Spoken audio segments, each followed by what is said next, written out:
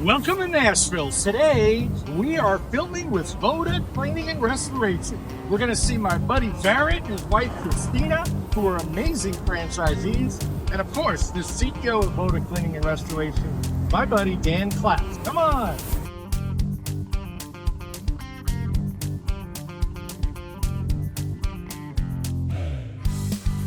I'm actually debating, after hearing that, changing the name of that call to the Voda Yoda.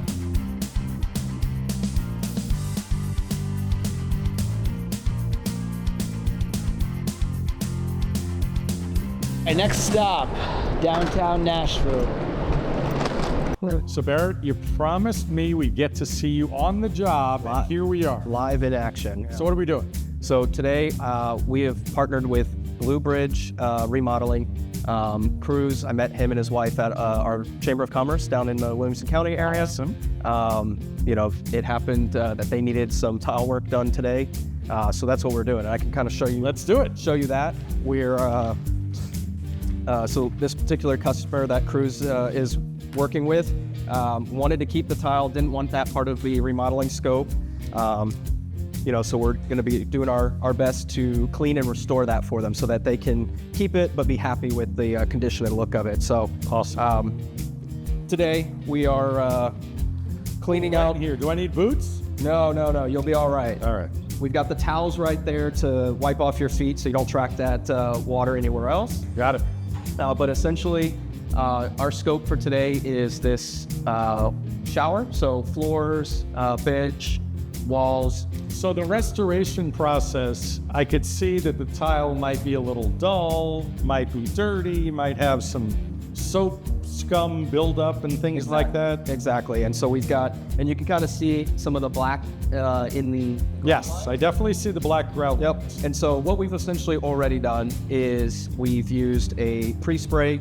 It's specifically designed to clean these grout lines. And then once we do that, we let it sit for about 10 minutes so that solution can activate and work its magic. And then we'll use our SX7 hand tool. We've also got a larger version of that. Wait, is this part of the secret sauce? Are we able to show this on video? We can show a little bit of it. We're not going to show you all the tips and tricks, but I mean, it's the magic. It's going to make sure we can restore these to look like they're brand new. Make his clients happy. Let's watch the magic happen. So 4 months or so in the business. Yeah. Is this quite a bit of what you're doing these days is tile restoration? Have you had any floods or catastrophes that you've helped people with? Yeah, we've had a few water events. We've had a few where we've assisted in the pump out of flood water, the restoration of a space. I would say it's generally right now about 70-30. So about 70% carpet cleaning, upholstery cleaning, tile grout cleaning. The other 30% the water damage events. But that's to be expected, right? Yes. Those are not things you plan on. You have a lead coming through of, hey, I'm looking at getting my house restored in a week. It's middle of the night, middle of the day, something unexpected happened. A water damage event happens, and we're the ones who they give a call to. So if you come across something that maybe you didn't notice as much in training that you'd be focused on, there's that support again. Is this a Dan situation or a Voda corporate? Yeah. Do we say, Dan? Answer the phone. He shows up. He shows up. Oh. Here he is. We were talking about support and revenue. Funny you should ask. So, Dan, on a serious note, we're checking out this restoration project. Tile, ugly grout, dull tile, obviously needs to be cleaned up. That's part of what you guys do. How do you guys train on all these facets of, okay, a water heater explodes. Of course, Barrett's going to need that help and support. So someone's always available to walk him through it, because you can't go through every single thing throughout the training process, can you? Well, there's a couple things. Number one, we have our success coaches, which are all around the country available. Love that. Yeah, they're available for support, whether it's through FaceTime. They also come in the field. We've also got our group Teams channels where people can communicate. A lot of times franchise owners will answer. If a success coach doesn't answer and no one else is able to, we also have Dragon the Founder who's available. But what's really cool as we scale is we just implemented a new program called Know How, which actually uses AI technology that takes all of the operational procedures that are in our documentation and puts it into one place. So you can go and say, what do I do in this situation? And it's ever learning, so it'll get better and better, but there's a lot of different resources when you get stuck. But you can call. I mean, through the training process, you learn how to clean up water. You understand that's most of your job is cleaning, water damage, and how to clean certain things, obviously, right? Yeah, I mean, the way we've done it is the dedicated success coach has a specific allocation of franchisees. And so if they see the phone ring and they know that it's probably emergent. And they know how to answer all these questions. And obviously with FaceTime these days, it's like they're there helping, right? Exactly. So, Dan, when it comes to the truck, this isn't an ordinary vehicle. This isn't just a panel van, so to speak, like a painter would ask. What kind of special equipment is in this truck? Well, we utilize, trucks that have a mid-roof so we can fit our truck mount. The truck mount's the core of the business. And so what we've done is we've updated these trucks to be able to not only do restoration, but also cleaning. So they're designed to be able to support and service both of those revenue streams on restoration and cleaning. A truck mount is the bulk of the investment. It's a substantial machine that's able to extract water or, suck, and also be able to push out so pressure at significant volumes. So we've got a very high intensity truck mount that's able to do all these jobs. Barrett and Christina. Oh, sorry, the other way around. Barrett and Christina. Welcome, guys. Nice to see you. Thanks. Face to face. Yeah, long time. So real life franchisees of Voda Cleaning and Restoration. How did Voda become your brand? Yeah, so we had both discussed business ownership for a while. Moved to Nashville about 2.5 years ago. Decided it was a place we were gonna stay forever. And so then we started the business search. We looked through existing businesses on Biz Buy, Sell. Everybody does that.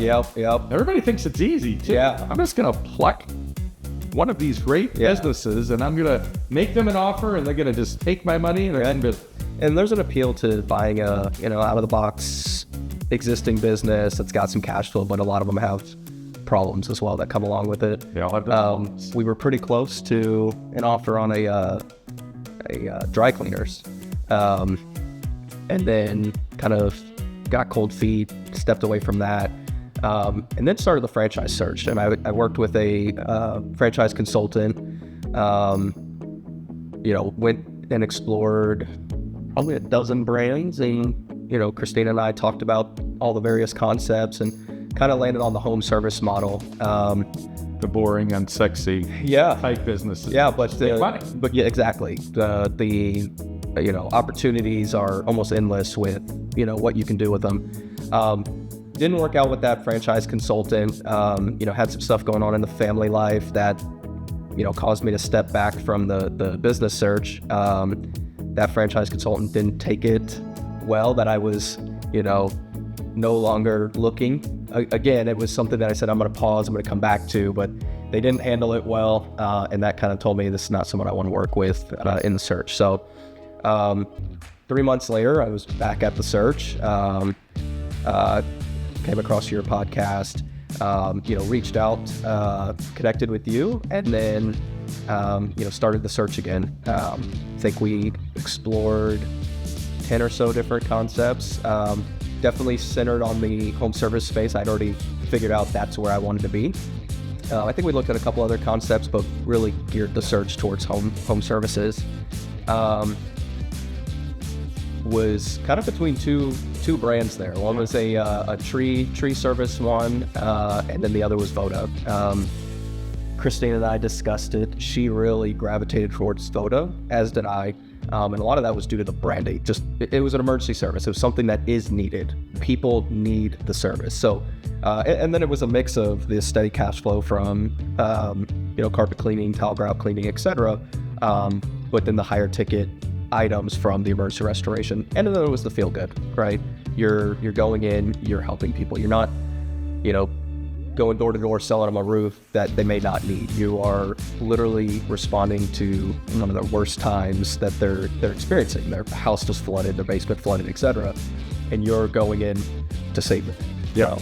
And it did hurt that when you looked at the history of Voda, that they're doing 2.5 million corporate locations. So you knew the model looked good, right? Yep. Just had to have some time, because everybody always asks, just like you did, what is this ramp up period? When do I start making money?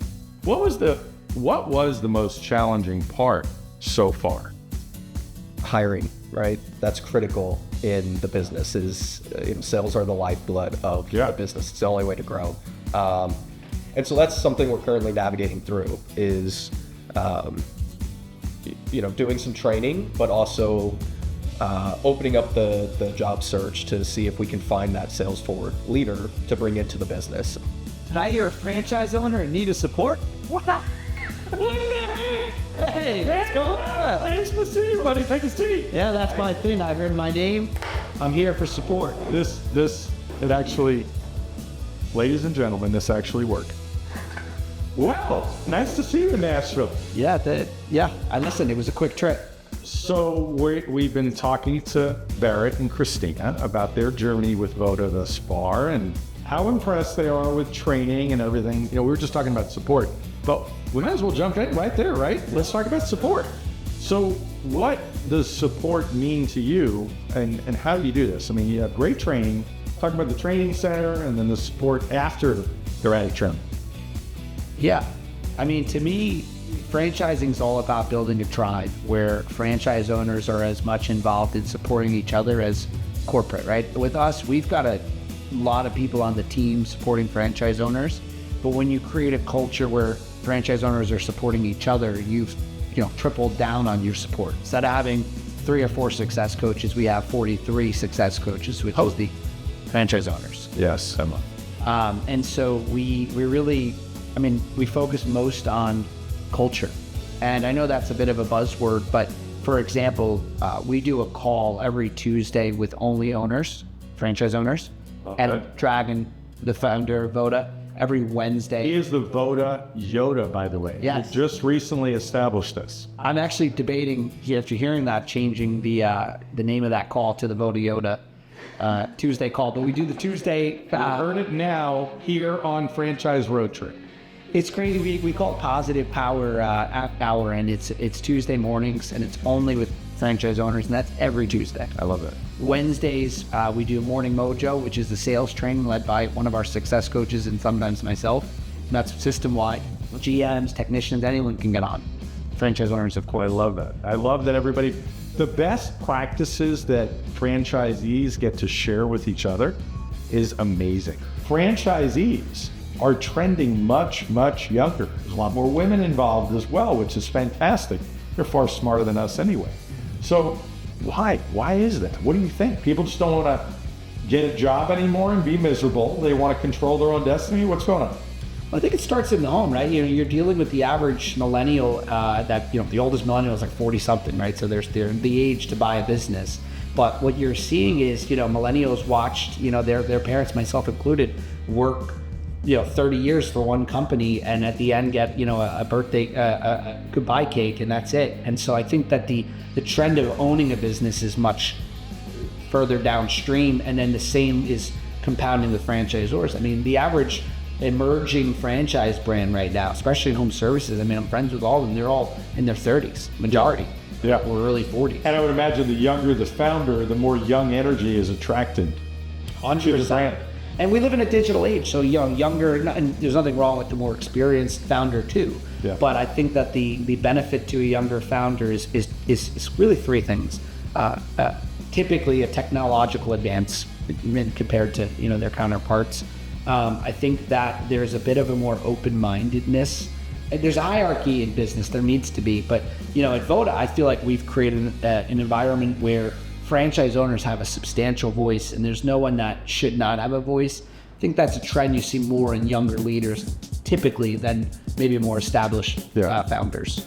So 2 more things I have for you. Number 1, business owners that work their business part-time versus business owners that want to be a semi-absentee or part-time owner and put a manager in place. What do you see as the major differences, and can it be done effectively? My best answer to whether a business can run less involvement. I put out a lot of content around how to start and scale your own home services company while limiting your day-to-day involvement. Yes. I like to use the word limiting because that is completely up to the manager or the owner. And how good they are. How good they are, right? And so, I think that the degree in which your business runs without you has to do with, are you willing to invest in the right people that work there? Are you going to give them equity incentives? Are you going to create, accountability charts and KPIs to track? Or are you going to micromanage? You're going to be moody, right? One of the things I'm very clear on is if I'm having a problem in this department and the other department calls me, I'm not going to, throw a temper tantrum on the person that has nothing to do with that. Right. If I tell someone they have the freedom to do something and then they make a mistake and I start yelling at them, well, they're going to start to not be empowered. And so better leadership leads to better, ability to run a business. Yeah, that's what I would call cultural collapse when you start yelling at people. Like, Yeah. People don't leave businesses, they leave people. 100%. And they definitely leave people that say, we're doing it this way because I said so. Yeah. There's so much to leadership. And so if someone's able to build up great people and follow our systems, their business will run at a higher degree of, manage the manager than someone that isn't willing to do that. And so I encourage your viewers, whether you're looking at a business like a Voda or something else, understand that the degree of it running absentee or not, semi-absentee or not, is really up to you. Buying a franchise versus buying an existing business. A lot of chatter out there about how it's so easy to buy an existing business. Seller financing, business that's already got cash flow. What do you say about buying a franchise versus buying an existing business? I think the first thing I would say is if you have the opportunity to take the step to owning your own business, whether it's a franchise or buying an existing business, you're ahead of 90% of the population. So that's great. I don't think that when asked if I had to decide between owning a business or not owning a business, I think either vehicle is better than employment island. I'd rather get to business owner island, whether through a franchise or through an existing business. So Barrett, what is your advice for anybody looking into a Voda franchise? One word, really 3 words. 3? Dan. Dan! Did someone say they're interested in a franchise? Go to myvodafranchise.com. myvodafranchise.com.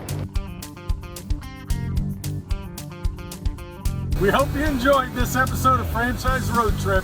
We had a blast in Nashville. Like, comment, and subscribe. If this brand isn't for you, guess what? I have about 900 others. See you on the next Franchise Road Trip.